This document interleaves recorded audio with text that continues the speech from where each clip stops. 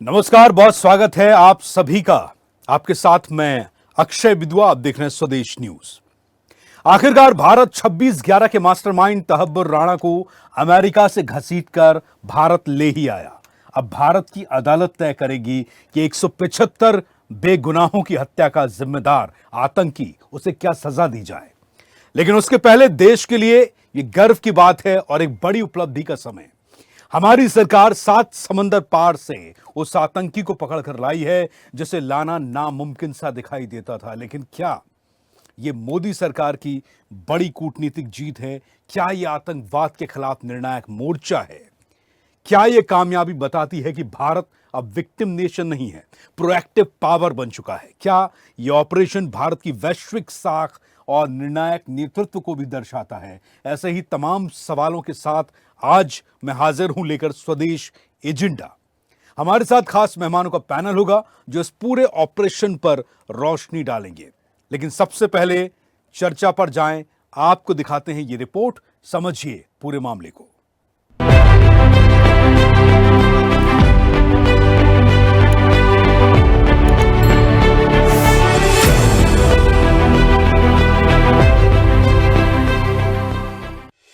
आतंकवाद से लड़ाई में आज की तारीख इतिहास के पन्नों में दर्ज हो गई। मोदी सरकार ने असंभव कार्य को संभव कर दिखाया। मुंबई आतंकी हमले के 17 साल बाद इस भयावह साजिश के मास्टरमाइंड तहब्बुर हुसैन राणा को अमेरिका से घसीट लाई मोदी सरकार। इस प्रत्यर्पण के साथ भारत ने न केवल अपने आतंक विरोधी संकल्प को दुनिया के सामने दोहराया, बल्कि दुनिया के राजनयिक मोर्चे पर भी बड़ी सफलता हासिल की है। आज हर भारतवासी को गर्व है मोदी जी पर, विशेषकर हम सब मुंबई कर कृतज्ञ हैं मोदी जी के।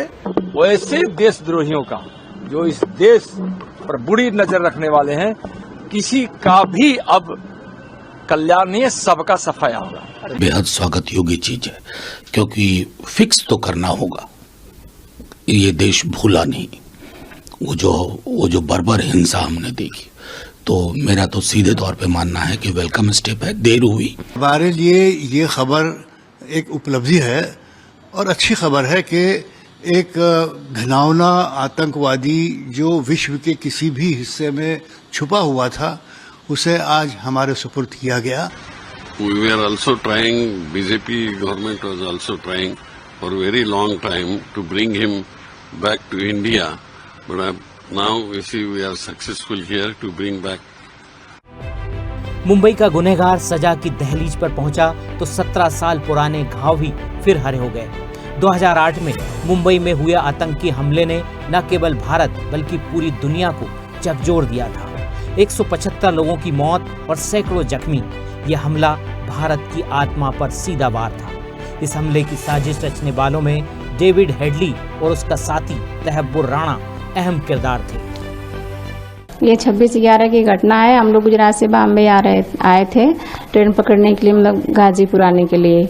उसमें मतलब ये घटना घटी और मतलब कि मेरे हस्बैंड मतलब मारे गए और एक बेटी थी 3 मंथ की, और यही शीतल यादव, और अभी इनके सर में कांच है। 12:15 की लगभग शायद, तब तक मतलब एकाएक फायरिंग होने लगी। हम लोग को पता ही नहीं चला क्या हो रहा क्या नहीं हो रहा है। फिर इसके बाद फिर एकाएक पूरा जैसे कि वो ग्रेनाइट मतलब होने लगा पूरा, और उन लोग का शरीर पूरा चुभने लगा। तो हम लोग सोचे कि कोई पटाखा फूट रहा है, चुभने लगा पूरा, और सब कोई भागने लगा, भगदड़ मच गई। फिर इसके बाद हम अपने बच्चे को लेकर हम भागने लगे। हस्बैंड सोए थे बेचारे वो, अब उनको हमको AK-47 लग गया।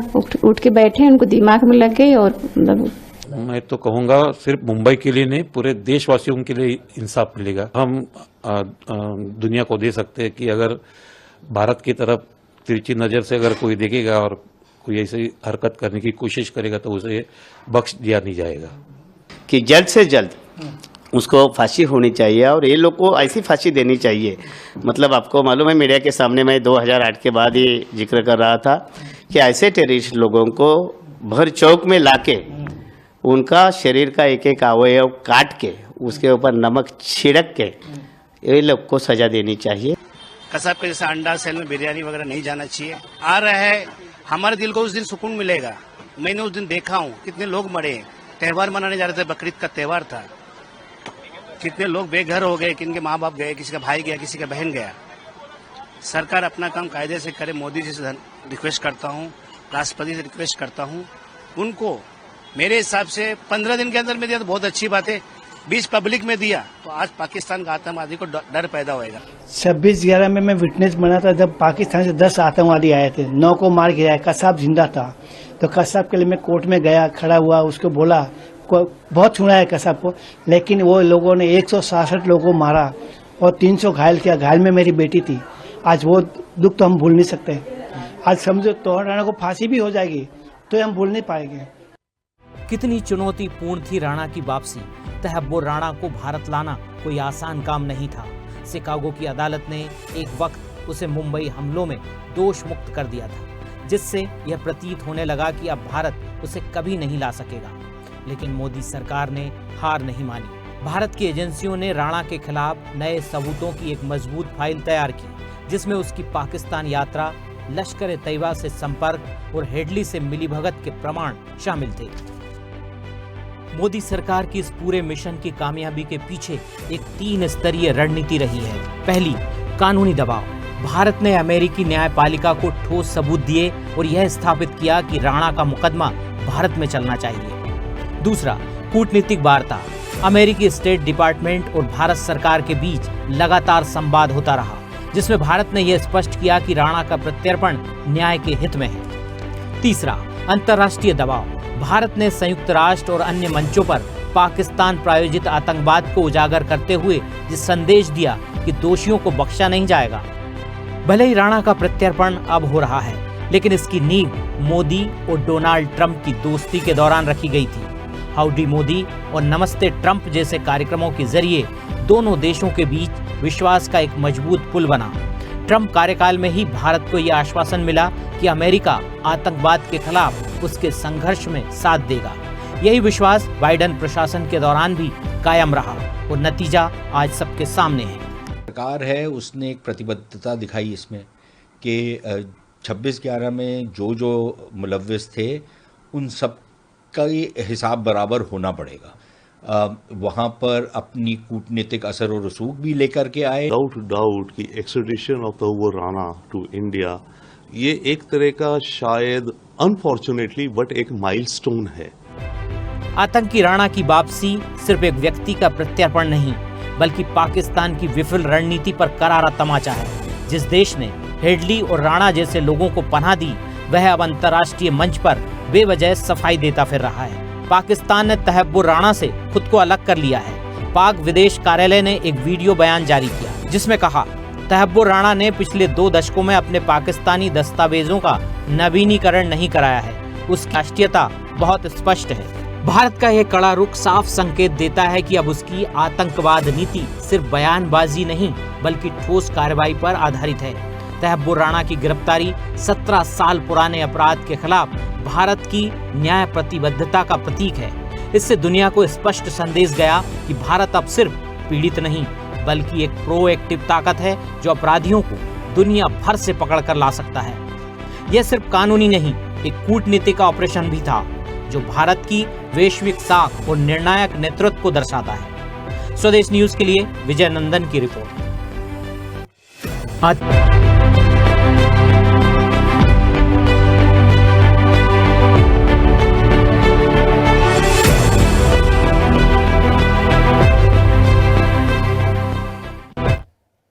तो 26/11/2008 का वो जख्म एक बार फिर से हरा हुआ। आज 17 साल बाद आपने टीवी मीडिया पर, स्क्रीन पर वो तमाम खबरें देखी, उससे जुड़े हुए लोगों को सुना। कुछ जो पीड़ित थे वो भी हम आपके सामने लेकर आए, उन्हें भी हमने आपको सुनाया। ये यादें ताज़ा हो गई। लेकिन अब एक बात सुकून की है, संतुष्टि की है, वो ये कि जिसने हमें जख्म दिए अब उसे हम फांसी की फंदी तक लेकर जाएंगे। तो आइए चर्चा की शुरुआत करते हैं। खास पैनल हमारे साथ जुड़ चुका है। मेरे साथ संदीप वर्मा हैं, आप बीजेपी के पक्षकार, बीजेपी पार्टी से संबंधित नेता बीजेपी हमारे साथ हैं। इसके अलावा कुछ ही देर में हमारे साथ पवन डोंगरे होंगे, जो कि कांग्रेस पार्टी से होंगे, कांग्रेस का पक्ष वो रखेंगे। इसके अलावा निपुण आलम बयान, विदेश मामलों के जानकार हमारे साथ जुड़ चुके हैं। वीरेश शांडिल्य जी हैं, अध्यक्ष anti terrorist front of India, हमारे साथ आगे जुड़ेंगे। अब्दुल सत्तार चौधरी, पाकिस्तान के पत्रकार हैं वो भी हमारे साथ जुड़ चुके हैं और स्वदेश न्यूज चैनल के चैनल हेड आरपी श्रीवास्तव इस वक्त मेरे साथ हैं। बहुत बहुत स्वागत है आप सभी मेहमानों का स्वदेश न्यूज में और आपके इस कीमती समय के लिए आपका बहुत बहुत शुक्रिया। तो आइए चर्चा की शुरुआत करते हैं। सबसे पहले संदीप वर्मा, मोदी जी के इस प्रयास को, सरकार को बहुत तारीफ मिल रही है और पूरा देश, चाहे पक्ष हो चाहे विपक्ष हो, हर कोई ये कह रहा है कि हमें इंतजार था और सरकार के इस कदम की, इस प्रयास की तारीफ करनी चाहिए कि कम से कम एक मिसाल हमने साबित की है, पेश की है सारी दुनिया के सामने कि अगर आप हमें जख्म देंगे तो हम भले ही 17 साल बाद लें लेकिन हिसाब बराबर करेंगे, फांसी के तख्ते तक लेकर जाएंगे। जी नमस्कार आपके दर्शकों को मेरा। और जैसा कि ये जो प्रत्यावर्तन हुआ है और ये जी बोलिए। मेरी आवाज आ रही है आपको? जी जी बोलिए बोलिए बोलिए आप। मुझे रिपीट आ रही है मेरी आवाज? ठीक है, संदीप जी की आवाज को एक बार चेक किया जाए, तब तक मैं दूसरे बोलिए। अब नहीं आएगी, आप बोलिए। अब ठीक है संदीप जी, आप बोल सकते हैं।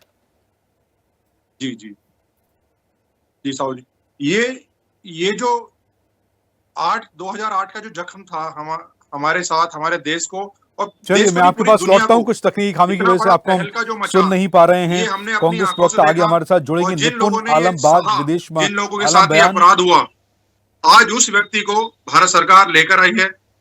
ये हमारे लिए बहुत गर्व की बात है, मगर कहीं ना कहीं जख्म जो हैं वो बहुत गहरे हैं, वो मिटने का नाम नहीं ले रहे हैं। और खासतौर से उन लोगों के जिनके साथ ये घटना घटी जी, और वो लोग जो इस दुनिया से चले गए, 175 लोग, और अपने परिवार को पीछे किस हालत में छोड़ गए ये हमें पता भी नहीं होगा। मगर कुछ लोग ऐसे जो जख्मी हुए, और उन सब लोगों ने ये मंजर, हम सब लोगों ने, पूरे देश ने इस मंजर को देखा, दुनिया ने देखा।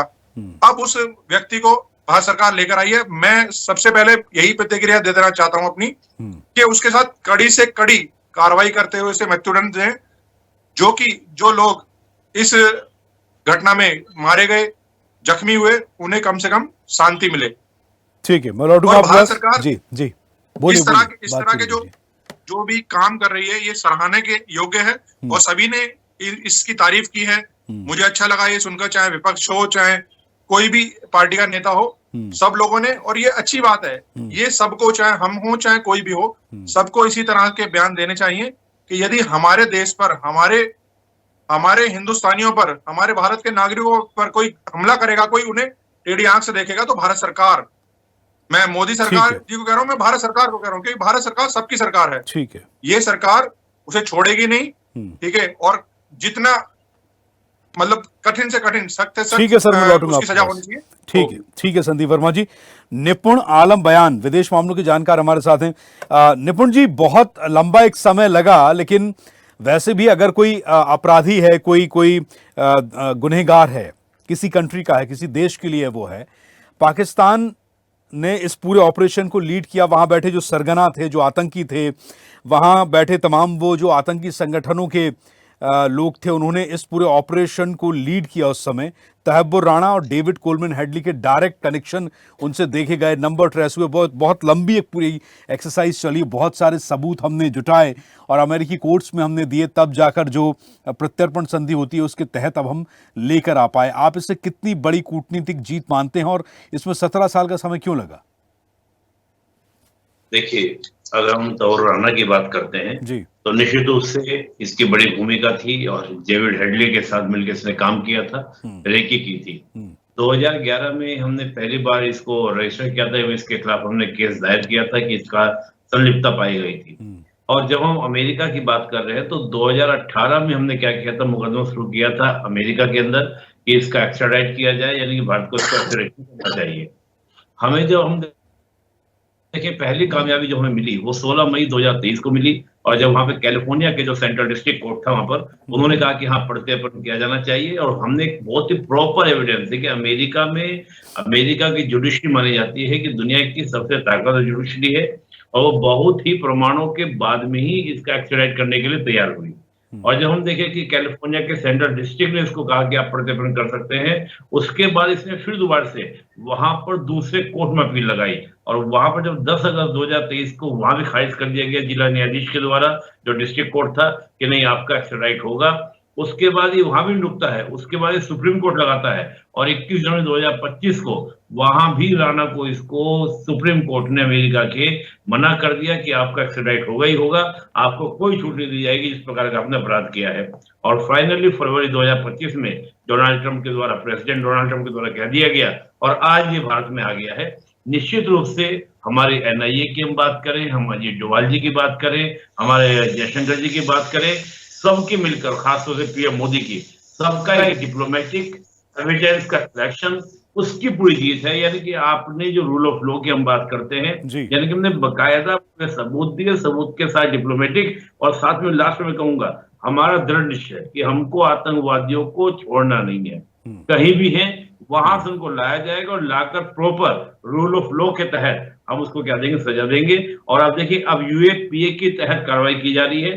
हालांकि मैं पढ़ रहा था कि अमेरिका ने जो उसको दिया है एक्स्ट्राडाइट करने के लिए कहा है, तो उसमें कुछ कंडीशंस आरोपित की हैं कि जो आप फांसी देने की जो बात है उस पर कहीं ना कहीं कुछ कंडीशंस लगाई है कि फांसी नहीं, आजीवन कारावास की बात उसमें लगाई गई, इतनी ही सजा आप दे सकते हैं। लेकिन अब इसमें यह है कि यूएपीए के तहत कि किस तरह के एविडेंस हमारे गवर्नमेंट के द्वारा यहाँ पर रखे जाएंगे, साथ ही हम अमेरिका को भी इसमें क्या करेंगे, अमेरिका की जुडिशरी को भी पूरा कन्वे करेंगे, उसका हम देखते हैं आगे क्या होगा। लेकिन निश्चित रूप से बहुत बड़ा ये मैं मानूंगा कि केवल सरकार की नहीं, पूरे भारत के लोगों की जीत है। और जिन लोगों की शहादतें, चाहे वो सिविलियंस रहे हो या हमारे फोर्स के लोग रहे हो, जिनकी शहादतें हुई हैं, उसको ये सच्ची श्रद्धांजलि आज हमने दी है। और अभी डेविड हेडली, मैं मानता हूं कि इसके बाद पाकिस्तान सबसे ज्यादा परेशान होगा, क्योंकि जब ये सबूत देगा राणा, तो हम कहीं ना कहीं पाकिस्तान का लिंक जो स्थापित करेंगे इंटरनेशनल डायस पर, उससे पाकिस्तान के ऊपर बड़ी कार्रवाई होगी।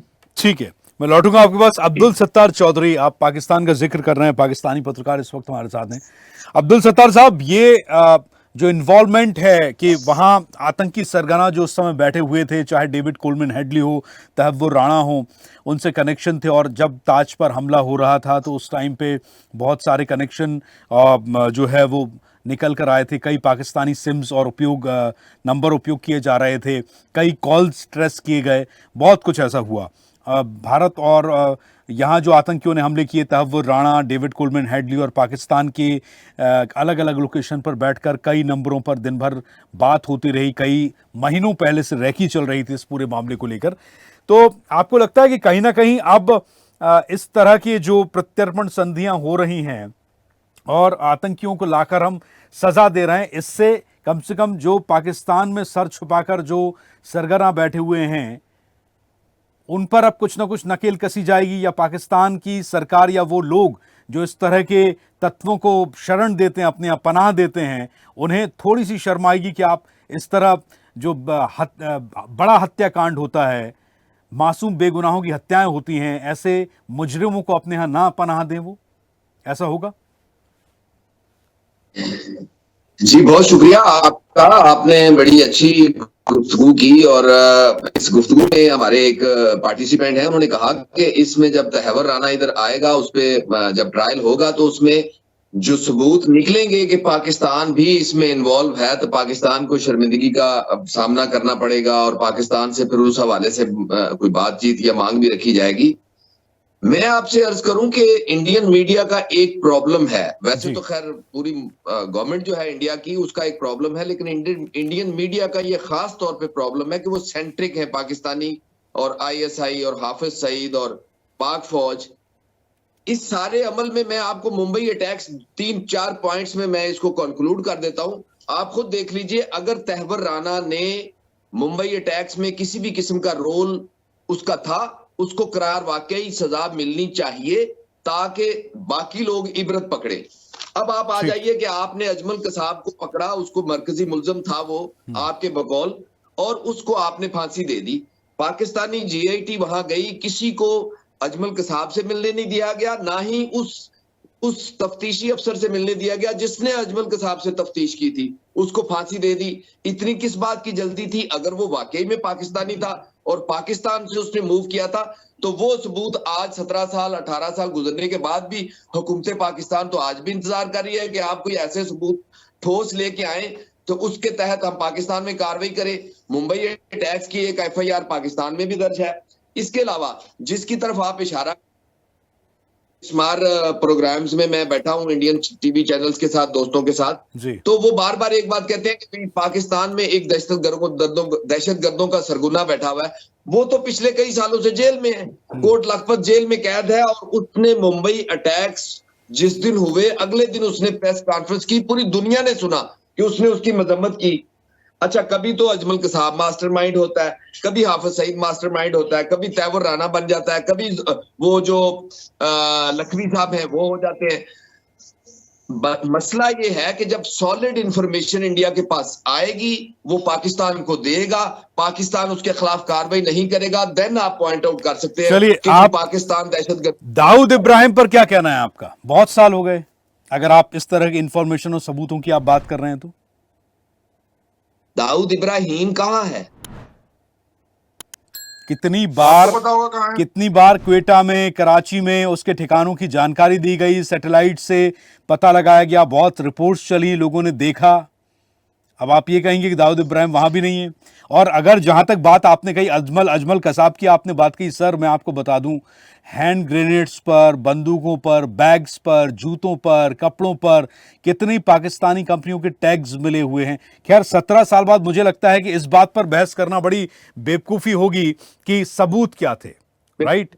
सबूत क्या थे इस पर, क्योंकि अब पाकिस्तान ने कार्रवाई नहीं की। तहब्बुर राणा अमेरिका में था, वहां शरण लिए हुए था, वहां की अदालतों से, क्योंकि वर्ल्ड की सबसे टफेस्ट जो है वो न्यायपालिकाएं जो वहां पर हैं, जुडिशरी जो है वो अमेरिका में है, और ह्यूमन राइट्स की सबसे बड़ी हिमायती हैं अमेरिकी जुडिशरी। उसने पूरी कोशिश की वहां बचने की, अब वो तो हो चुका है। जहां तक बात आपने अजमल कसाब की कही कि पाकिस्तान की एजेंसीज को मिलने नहीं दिया गया, देखिए हमारे यहाँ एक अपराधी आता है, आप एक जर्नलिस्ट हैं, मैं आपको एज अ जर्नलिस्ट टेक कर रहा हूं, एक पत्रकार की हैसियत से मैं आपसे बात करूंगा, ये भूल करके आप एक पाकिस्तानी पत्रकार हैं, राइट? हमारे लिए, मेरे लिए, आपके लिए पहले हम मानव अधिकारों के रक्षक हैं, बाकी बाद में हम किसी वतन के नुमाइंदे हैं, ठीक है? यहां बात लाखों, करोड़ों, लाखों, हजारों, सैकड़ों बेगुनाहों के खून की बात है सर। यहां बात पाकिस्तानी और हिंदुस्तानी होने की नहीं है, राइट? तो अगर अजमल कसाब, राइट जी, बोलिए आप बोलिए। में खून बहा है, और उस मैंने कहा इससे कई गुना ज्यादा मुंबई अटैक्स में जितने लोग जान से गए, उससे कई गुना ज्यादा पाकिस्तान भुगत रहा है, और उसमें इंडिया की इन्वॉल्वमेंट एस्टैब्लिश है, लेकिन उस पर बात नहीं होगी, उसकी चर्चा नहीं होगी। क्यों? क्योंकि वहां नहीं, तो ये आतंक, अगर हमारे यहाँ बैठ के ऑपरेशन अंजाम दिए जाते हो, आप सुनिए, अगर जैसे आईसिस है या फिर तमाम जितने भी हाफिज सईद हैं, ये सब पाकिस्तान में प्रॉब्लम, ये आप उसको भी तो समझिए कि सारे ग्लोब का, सारे वर्ल्ड का पूरा फोकस आपकी तरफ क्यों है? वो इसीलिए क्योंकि आप लोगों की सरजमीन से वो ऑपरेशंस होते हैं, वो पनाहगार बन चुका है गुनहगारों की। आप इस चीज को तो समझिए। अगर वो जाकर क्वेटा पाकिस्तान में बैठेंगे, बलूचिस्तान में बैठेंगे, चाइना में बैठेंगे, तो वो सर दिखेगा ना। अब अमेरिका ने बिन लादेन को पाकिस्तान में घुसकर सील ऑपरेशन किया ना, सील नेवी कमांडोज ने उसके मारा उसको, जाकर पाकिस्तान में उसकी लोकेशन थी।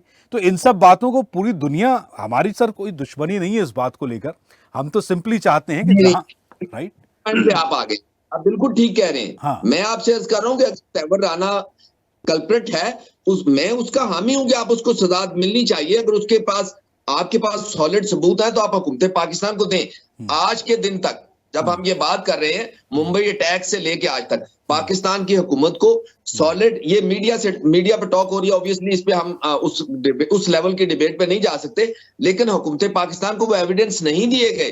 पाकिस्तान ने पूरी कोशिश की मुंबई अटैक्स पे हम उनके साथ, इंडिया के साथ तावन करें। अगर ये पूरे मीडिया पे सर, पूरे टीवी चैनल्स पर वो तमाम सबूत दिखाए गए हैं सर, और कंधार हाइजिक से लेकर जितने भी लोग थे पाकिस्तानी नागरिक थे, इससे थोड़ी इनकार किया जा सकता है। और कसाब के पास तो वोटर आईडी, कसाब के पास तो आपके आईडीज मिले हैं, पाकिस्तानी आईडीज, ये तो कहा ही नहीं जा सकता कि वो पाकिस्तानी नागरिक नहीं था।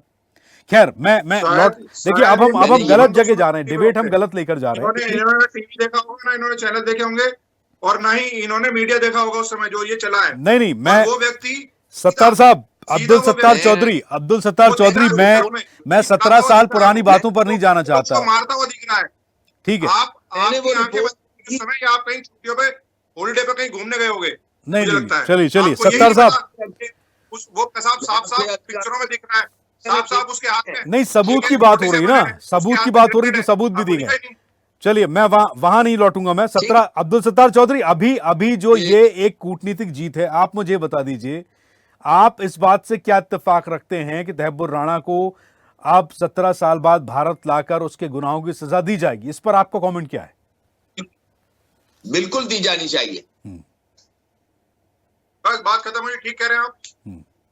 मैं कह रहा हूं, मैं तो दहशतगर्दी का हामी नहीं हूं, चाहे वो पाकिस्तान में हो, चाहे वो इंडिया में हो, चाहे वो अमेरिका में हो। कोई नहीं हो सकता। दहशतगर्दी जहां भी होगी उसके खिलाफ कार्रवाई होनी चाहिए, और उसमें मतलब इंडिया की बात नहीं है, पाकिस्तान में भी, इंडिया में भी होगी तो पाकिस्तानी एजेंसियों को उसके साथ कोऑपरेट करना चाहिए। ठीक है, मैं एक गेस्ट हमारे साथ और जुड़ रहे हैं, अभी जुड़े हैं, मैं उनको और इस डिबेट में लाना चाहता हूं। पवन डोंगरे साहब हैं, आप प्रवक्ता कांग्रेस के हैं। पवन डोंगरे, बहुत स्वागत है आपका स्वदेश न्यूज में। और ये कितनी बड़ी बात आप इसे मानते हैं, इस पर आपके अपने विचार क्या हैं? 17 साल बाद 175 बेगुनाहों की हत्या का आरोपी किसी एक मुल्क का मसला नहीं है।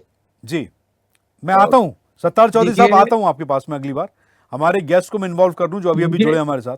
जी बताइए डोंगरे साहब। सबसे पहले तो अभिनंदन करना चाहता हूं भारत सरकार का कि उन्होंने इस दहशतगर्द को पकड़ के वापस लेकर आया, क्योंकि उससे जो हमारे लोगों को तकलीफ हुई है, उस तकलीफ की शिक्षा देने का ये सही समय है।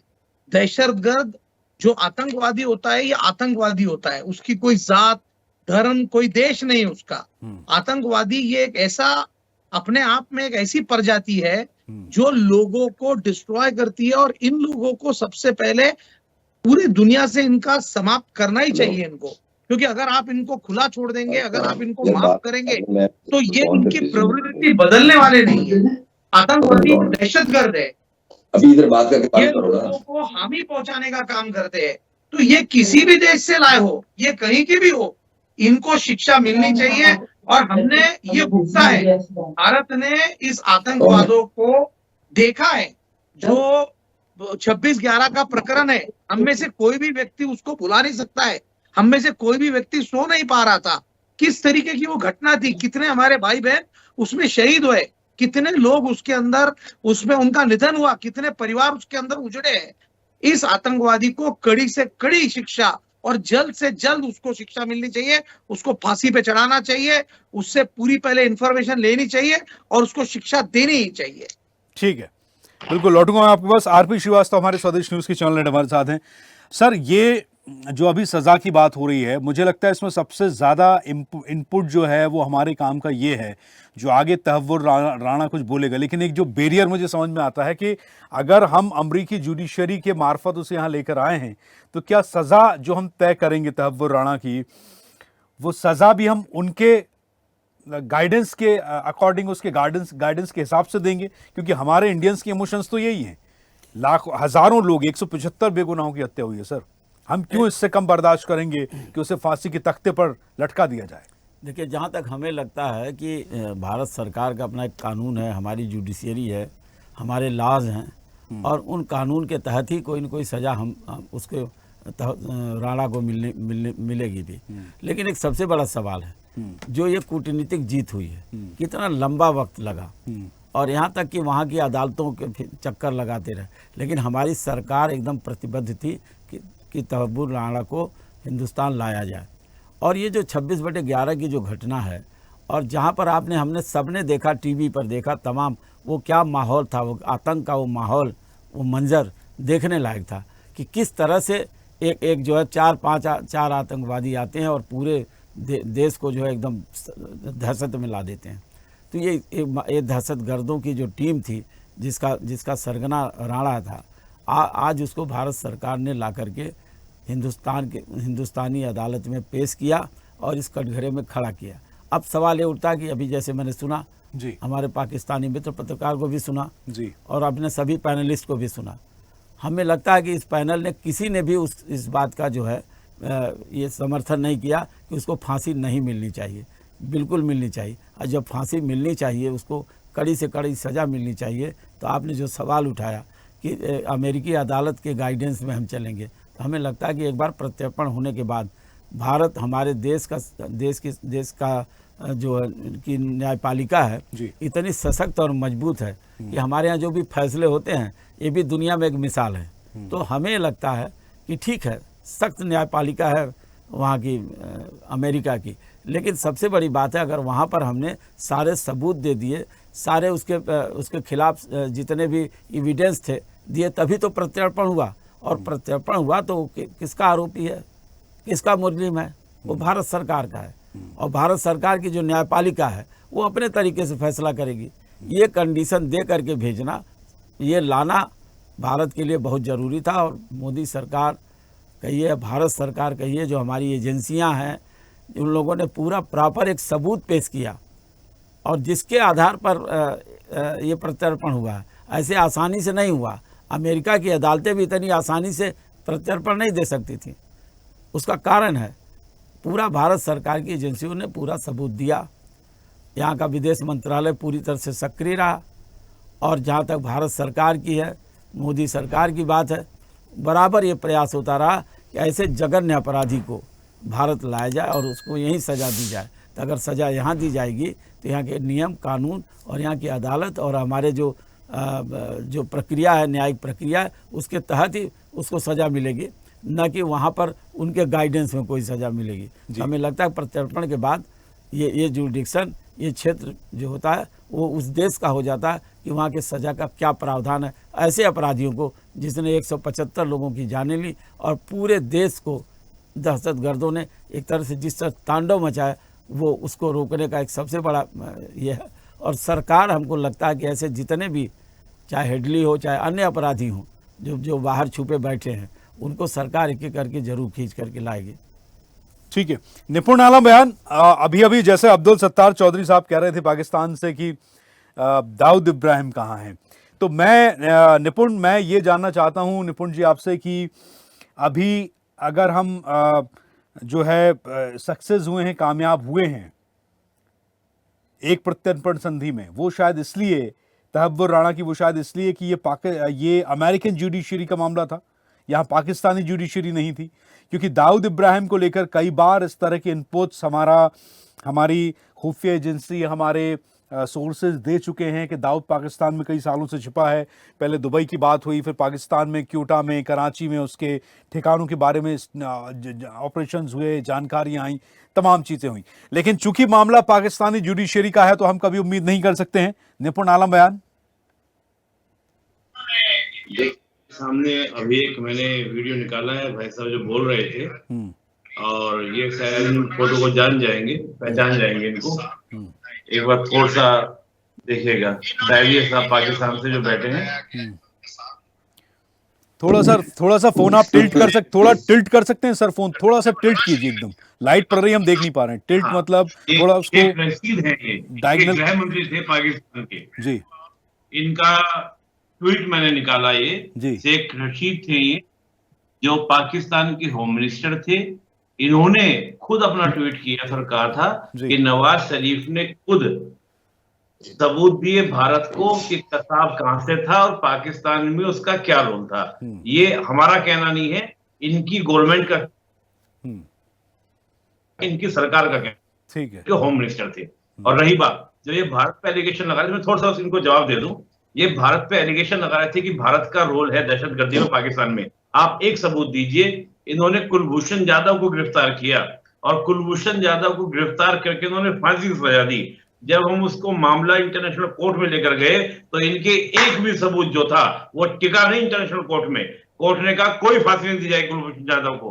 अगर वाकई में कुलभूषण जाधव आतंकवादी गतिविधि में लिप्त था तो अब तक जिंदा क्यों है? फांसी क्यों नहीं दी गई आपके द्वारा? इसलिए नहीं दी गई क्योंकि इंटरनेशनल कोर्ट ने आपके सारे सबूत को डस्टबिन में डाल दिया है। और हमारे पास आप बात करते हैं, हमने कसाबी के सबूत दिए, आपको जितने सबूत दिया हमने सबको डिनाइन किया। अब तो मैंने आपके सामने दिखा दिया। रशीद को तो जानते होंगे ना, शेख रशीद को, ये आपको होम मिनिस्टर रहे हैं, तो ये कहने की आवश्यकता नहीं है कि भारत का क्या रोल है। दूसरी बात, अपने आप को देखिए, to bleed India with 1000 cut, ये पाकिस्तान की नीति है, पाकिस्तान की आईएसआई की नीति है।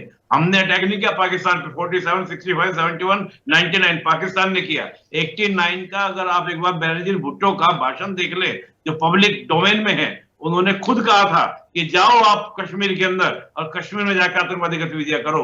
ये मैं नहीं कह रहा हूं, ये आप पूरा डोमेन में है, यूट्यूब पे डालिए, गूगल पे डालिए कि क्या कहा था बेनजीर भुट्टो ने जब वहां पर 89 में कश्मीर के अंदर इस्लामिक आतंकवाद फैला था और वहां पर कश्मीरी पंडितों को बाहर निकलना पड़ा था।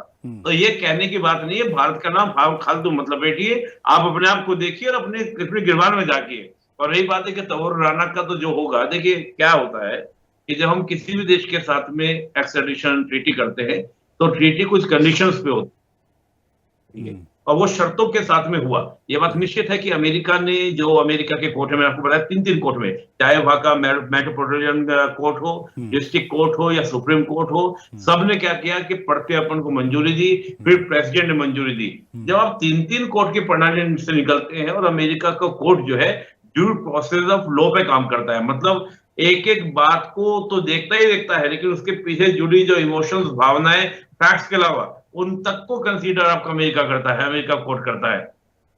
तो मैं ये कहता हूं कि जब इतने सब कुछ सबूतों के बाद ही तो उसका प्रत्यर्पण हुआ होगा। और डेविड हेडली को आप ये नहीं जानते कि आपका जो हाफिज सईद उसका क्या लिंक है। और आप ये कह रहे थे अभी कि हाफिज सईद को जेल में रखा जाता है। मैं आपसे पूछना चाहता हूं कि हाफिज सईद को आपने कितनी बार, 9 बार इन्होंने जेल में डाला, 9 बार उसको जेल में छोड़ा भी है। आप बार बार क्या खेल खेलते हैं, बार बार छोड़ देते हैं, बार बार आपको पकड़ लेते हैं, और कैसे वो पब्लिक मंचों पे दिख जाता है जाके भाषण देता हुआ। अब एक मीटिंग हुई तो बैठ के भाषण दे रहा था। ठीक है, तो ये तो आपको सबूत आपके खुद पाकिस्तान की मीडिया के द्वारा निकाला गया जी चीजें। ठीक है, सत्तार साहब कुछ बोल रहे हैं, अब्दुल सत्तार चौधरी जी। हाँ, मैं कह रहा हूं, निपुण जी अभी आ रहे थे कि बेन जी ने कहा कि वो, अच्छा ये जो शेख रशीद ने बयान दिया, ठीक है, वो नवाज शरीफ ने, वो ये सियासतदानों की आपस की जो मुखालफत होती है उससे वो बाज़ का रेड लाइन क्रॉस कर जाते हैं। आप देखें ना, शेख रशीद उसी नवाज शरीफ का वजीर इत्तलात रहा और जब उसके खिलाफ हुआ तो वो तमाम हुदूद फलांग गया। खैर उसमें मैं बात नहीं करता, मैं आपको अर्ज करता हूँ कि एक चैनल पे बैठ के भाई, मतलब एक इनके मंत्री का बयान और ये अपनी राग अलाप रहे हैं, अपनी सरकार की अलाप रहे हैं कि वो इमरान खान का ये था वो था। अरे भाई कैसी बातें करते हो आप, कमाल की बात है। मतलब वो मंत्री आपका जो आपका सांसद, जो मंत्री आपका, ठीक है, सुन लीजिए, वो सरकार में बैठा है, वो कुछ है ही नहीं, वो बकवास कर रहा है। ठीक है, सुन लीजिए, जवाब लेते जवाब लेते बराक ओबामा की किताब को भी इसको कंसीडर कर दीजिए जरा, जवाब ले लीजिए अब्दुल सत्तार चौधरी का। अभी हमारे वक्त बता रहे थे उसको मुल्क साबित करते हुए मैं बताता हूँ, आप सुनिए मेरी बात, मैं बताता हूँ क्या धर्म होता है। धर्म वो होता है जिस क्षेत्र से आतंकवाद पैदा होता है, वो धर्म होता है आतंकवाद का। जिस क्षेत्र से आतंकवादी निकलता है, जिस क्षेत्र से आतंकवादी निकलता है, वो धर्म होता है। ठीक है सर पैनल में है, जवाब भी लेते चलिए सर। संदीप वर्मा जवाब भी ले लेते हैं, पैनल में है ना। ठीक है, जवाब ले लेते हैं। ठीक है, अब्दुल सत्तार चौधरी को सुन लीजिए। इसका कोई सबूत देने की जरूरत नहीं है। ठीक है, पता है, हम जानते हैं ये कहां से आतंकवाद पैदा हो रहा है। और ये आप बात करें भारत, अभी 2 दिन पहले ट्रंप तो जो भारत के लोग, लगता है कि इंडिया में दहशतगर्द, भारत के सनातन, अगर कश्मीर में होगी नहीं, अगर फलस्तीन में होगी तो वो दहशतगर्दी नहीं। आवाज देखें किसकी कट रही है, किसकी आवाज में ब्रेक है। आतंकवादी आप फैलाते हो, ये स्टैंडर्ड है, इसे कोई नकार नहीं सकता। ठीक है, संदीप वर्मा जवाब ले लें एक एक करके। ठीक है, आपने बोल लिया, अब ठीक है पूरी दुनिया में दहशत फैला रहे हो, ठीक है सर, लोगों को ना जीने दे रहे हो और ना जीना चाहते हो, आप खुद अपने ठीक है संदीप वर्मा जी, ठीक है सर, जवाब ले लूं मैं। चलिए बोलिए अब्दुल सत्तार चौधरी, आपका पक्ष क्या है? कश्मीर में जाके कश्मीरियों को मार रहा है, कश्मीरियों की नस्ल किसी पाकिस्तान का, ठीक है, क्या गजा में जो है वो इसराइली नहीं मार रहे, वहाँ अमरीकी नहीं मार रहे, वहाँ जो पाकिस्तानी जाके गजा में फलस्तीनियों को मार रहे हैं, वो आपको दहशतगर्दी नजर नहीं आ रहा? जो है वो नहीं गाजा नहीं सर, वो हमारा सर ये मसला जो है ये इंडिया पाकिस्तान का है, हम अपने मसले पे बात करेंगे। वो इजराइल गाजा फिलिस्तीन वो मामला अलग। गृह मंत्रियों को बकवास बता रहे हैं, वो निकम्मे है क्या? उन्हें ये नहीं बोल रहे हैं। अदालतों को प्रधानमंत्री टॉप शो नहीं होता। आप समझ नहीं आ रहा, एक बार सुन लीजिए ना, एक बार सुन लीजिए अब्दुल सत्तार चौधरी को, एक बार सुन लीजिए। जी जी बोलिए अब्दुल साहब, बोलिए। मुंबई अटैक कोई वो है, कोई इन्वॉल्व है, इदारा इन्वॉल्व है। एक शख्स के शनाख्ती कार्ड आपने उधर लहराए और पाकिस्तान की जेआईटी को नहीं मिलवाया, ना उस तफ्तीशी से, ना उस बंदे से जिसको आपने फांसी दे दी। अब उसको फांसी दे दी, आप उसके मुंह में जो मर्जी डाल दें, आप उसके बारे में जो मर्जी बता दें। नहीं, फांसी दे दी, लेकिन सर वो तो हजारों वीडियो है ना हमारे पास की कसाब ने हमला किया, बंदूकें दी, गन्स थी, पूरी टीम आई थी साथ में। अरे सीधा सीधा चैनलों पे दिख रहा है, सीधा सीधा वो तो पूरे लाइव वीडियोस थे हमारे।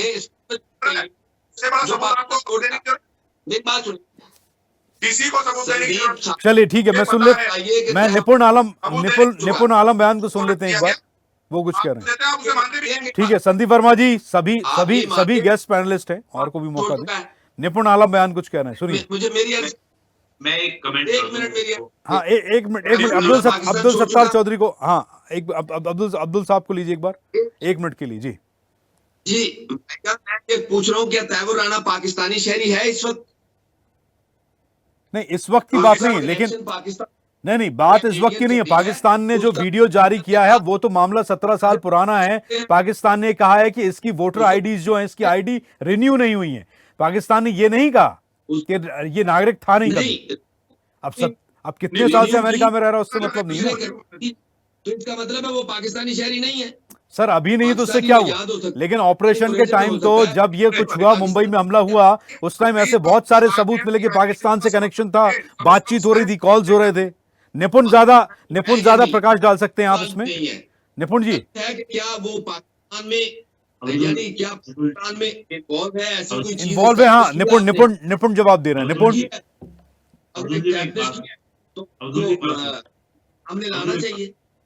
अब्दुल एक बात सुनिए, आप जो बातें दलील दे रहे हैं ना कि पाकिस्तान से, आपको पता है कि भारत कॉन्स्टिट्यूशन से चलता है।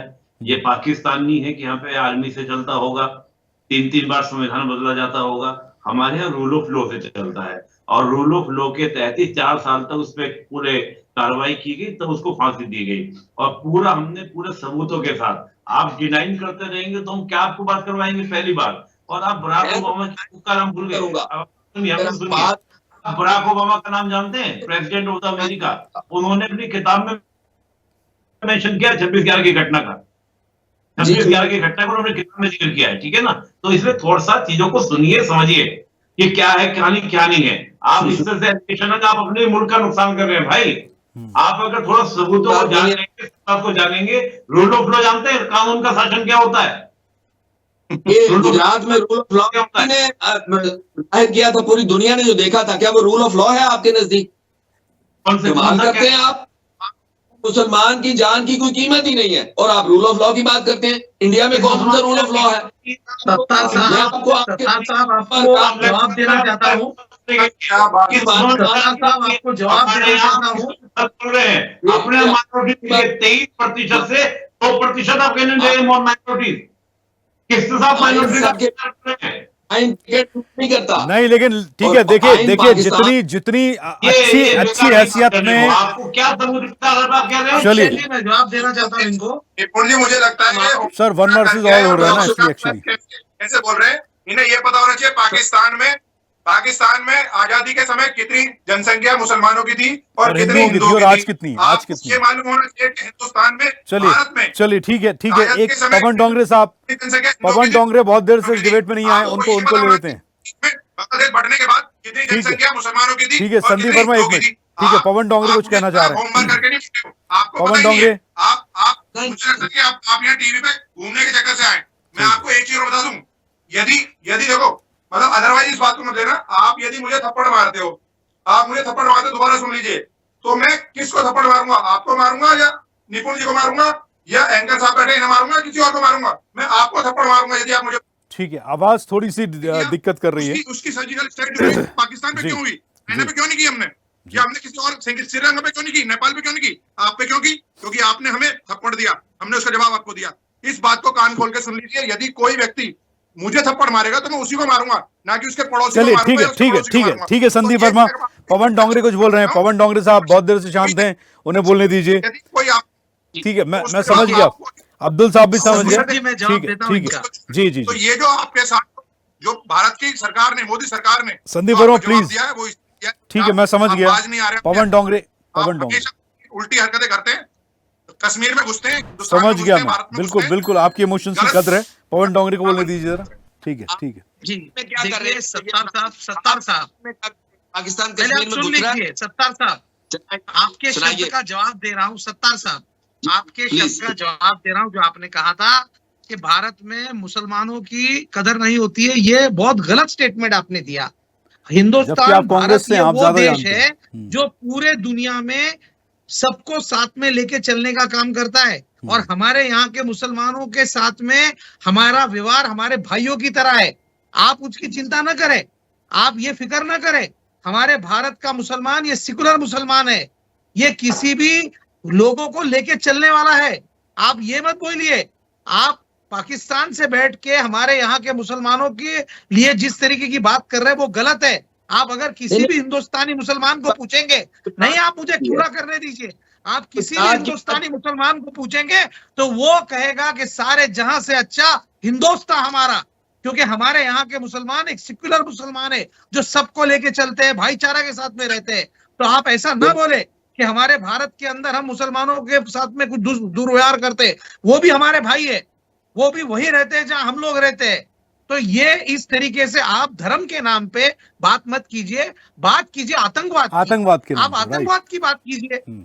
आतंकवाद अगर आप बात करेंगे तो जो दहशत मचाएगा उसको शिक्षा मिलनी चाहिए कि नहीं मिलनी चाहिए, वो किसी भी देश का रहो, वो किसी भी देश का रहो। मैं आपके देश की बात नहीं कर रहा हूं, मैं कर रहा हूं दुनिया का कोई भी आतंकवादी है तो उसको शिक्षा मिलना चाहिए।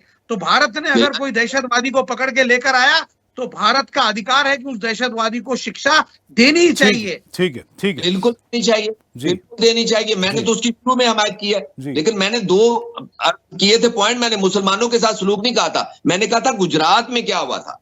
सर एक्सेप्शनल तो हर जगह है ना, एक्सेप्शनल्स तो हर जगह है। देखिए गुजरात की घटना को सच तो कोई नहीं कहता, सही भी कोई नहीं कहता है। देंगे हम, ठीक है। गुजरात में क्या हुआ? गुजरात में उस व्यक्ति ने या उन लोगों ने, कौन किस जाति के थे जिन्होंने वो पहले हमला किया, आपको पता नहीं है क्या? आपको पता नहीं है क्या वो उन्होंने क्या किया? वो एक घटना का एक घटना की प्रतिक्रिया थी सर अब्दुल सत्तार चौधरी। वो एक घटना का, एक गुनाह अजीम का, आप उसको बदला कह लीजिए, पब्लिक इमोशंस कह लीजिए, गुस्सा कह लीजिए, प्रतिक्रिया कह लीजिए, वो था। यदि गुजरात में कुछ हुआ तो वो उसकी प्रतिक्रिया हुई जो उसमें हुआ। तो ऐसे तो बहुत सारे कारण हैं, मगर आप बात करिए पाकिस्तान की और भारत की, आप बात करिए आतंकवाद की, कि जिसमें आतंकवाद जो फैला रहा है उसे उसका खामियाजा भुगतना पड़ेगा। पाकिस्तान हो, चीन हो, बांग्लादेश हो, नेपाल हो, ठीक है, श्रीलंका हो, भारत हो, भी हो, जो गलत करेगा उसे उसका खामियाजा भुगतना पड़ेगा। सीधी सी बात। बिल्कुल बिल्कुल सही है, बिल्कुल ठीक है। आरपी श्रीवास्तव हमारे चैनल है, हमारे साथ हैं। आरपी सर, ये जो है सबूतों की जब भी बात होती है, कई बार सबूत दिए जा चुके हैं। अब अभी जैसा अब्दुल सत्तार चौधरी कह रहे थे कि तहव्वुर राणा क्या आज की तारीख में क्या पाकिस्तानी है, इससे ये गुनाह खत्म नहीं हो जाता कि आपकी सरजमी क्या थी। बहुत सारे ऐसे इंसिडेंट थे उस समय, आप टेलीफोन नेटवर्क देख लीजिए, जो सिम का इस्तेमाल हुआ वो पाकिस्तानी नंबर्स थे। बहुत सारे ऐसे सबूत थे जो ये दर्शा रहे थे कि ये जो पूरा नेक्सस जो नेटवर्क था वो पाकिस्तान से तहव्वुर राणा और पूरी मॉनिटरिंग डेविड कोलमैन हेडली ने आकर पहले पूरी रेकी की, उसके बाद अजमल कसाब ने जो है यहाँ आकर हमला किया। बहुत सारे ऐसे सबूत थे। नहीं अक्षय जी, देखिए जहाँ तक सबूतों की बात है, और जो अभी हमारे ये कह रहे थे पाकिस्तानी पत्रकार जी कि सबूत क्या, सबूत तो इतनी बार दे दिया हिंदुस्तान ने कि अगर आप उसको स्वीकार नहीं करते तो एक अलग बात है। तमाम, एक ही नहीं, 26 घंटे 11 ही नहीं, बहुत सारे सबूत हिंदुस्तान दे चुका है और अंतर्राष्ट्रीय मंचों पर भी इन सारी बातें हुई हैं। लेकिन सबसे बड़ा सवाल जो यहाँ पर खड़ा होता है कि ये अभी जैसा कहा जा रहा था कि तहव्वुर राणा जो है पाकिस्तान का नहीं है। ठीक है, पाकिस्तान कनेक्शन तो था उसका, पहले रहा होगा, आज नहीं है। जा कर के अमेरिका में रहा, इसका मतलब थोड़ी है कि आप पाकिस्तान से कनेक्शन नहीं है। दूसरी सबसे बड़ी बात है कि 26/11 की घटना पूरी तरह से पूरी दुनिया ने देखा। इसके लिए कौन जिम्मेदार है? पाकिस्तान से ही तो ऑपरेट हुआ, तो जिम्मेदार तो वहीं से हैं। लेकिन सवाल ये उठता है कि जो भी अभी बातें हुई हैं हमें लगता है कि जो आतंकवाद को जो लोग भी बढ़ावा दे रहे हैं उनके साथ इस तरह की, चाहे वो किसी भी देश के हों, उनके साथ इस तरह की कार्रवाई होनी चाहिए। दूसरी सबसे बड़ी बात है जो मैं कहना चाह रहा हूँ वो ये है कि भारत सरकार ने जिस तरह से प्रत्यर्पण करवाया वो एक तरह से जो है हमें लगता है कि एक जो हम प्रोएक्टिव पावर के रूप में आए और हम अभी जितने भी आतंकी हैं जिनका भी कनेक्शन है, भारत सरकार उनको एक एक करके जरूर लाएगी। और जहाँ तक सरकार है, खुफिया एजेंसी हमारी है और तमाम जो विदेश मंत्रालय है, इन सब की तारीफ़ की जानी चाहिए कि आज की डेट में जिस तरह से राणा को यहाँ पर प्रत्यर्पण कराया है, इससे भारत की एक साख बनी है और एक उम्मीद जगी है कि अब इस देश में कोई ऐसा आतंकवादी नहीं होगा जो आतंकवाद दहशत फैला करके कहीं जाके छुप के बैठ जाए। भारत सरकार निश्चित रूप से कहीं भी छुपा होगा लाने में समर्थ है। ठीक है, बहुत बहुत शुक्रिया आप सभी का इस डिबेट के लिए और अपना कीमती समय हमें देने के लिए। आप सभी मेहमानों को बहुत बहुत शुक्रिया। तो इस देश में सबसे बड़े हमलों में संसद पर हमला हुआ, जिसे लेकर सजा दी गई। आधी रात को कोर्ट खुली और फांसी दी गई। इसके अलावा मुंबई 2 बार हमलों का दंश झेल चुकी। एक बार दाऊद इब्राहिम ने दिया, दूसरी बार अजमल आमिर कसाब ने दिया। कसाब फांसी के फंदे पर लटका। संसद हमले के गुनहगारों को फांसी पर लटकाया गया और अब इंतजार है दाऊद इब्राहिम का कि देश इंतजार करेगा। और इस सरकार में, मोदी सरकार में, हो सकता है कि ये भी मुमकिन होते हुए ये जनरेशन, ये पीढ़ी देख ले। स्वदेश न्यूज़ को समय देने के लिए आप सभी दर्शकों का बहुत बहुत शुक्रिया। हम फिर हाजिर होंगे, तब तक इजाजत दीजिए। नमस्कार। और अपडेट्स के लिए लाइक, फॉलो, शेयर जरूर करें। साथ ही YouTube पर बेल आइकन दबाना ना भूलें और विजिट करें हमारी वेबसाइट swedeshlive.com पर।